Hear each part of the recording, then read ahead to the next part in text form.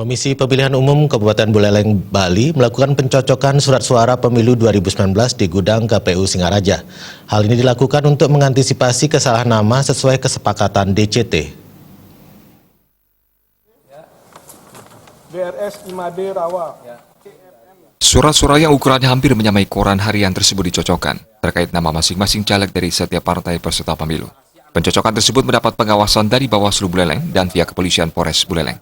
Ada 4 surat suara yang dicocokkan, yakni surat suara pemilihan DPRD Kabupaten Buleleng Dapil 1, 2, 3, dan Dapil 5. Sedangkan surat suara Dapil 4 dan Dapil 6 belum tiba di gudang logistik. Surat suara yang belum tiba tersebut rencananya akan dikirim hari Kamis 14 Februari 2019 bersama dengan surat suara pemilihan DPD. Ketua KPU Buleleng Komang Dudi Udayana mengatakan, dari hasil pencocokan tidak ditemukan adanya kesalahan nama caleg. Semua sudah sesuai dengan DCT dalam kesepakatan. Dalam kesempatan tersebut disimulasikan pula pencoblosan surat suara di bilik suara mengingat besarnya ukuran dari surat suara. Landri, Iketut Masadana, Gede Ariawan. Untuk mencocokkan surat suara yang datang dengan surat keputusan yang sudah kita buat, yaitu SK DCT, seperti itu. Sejauh ini gimana? Misalnya?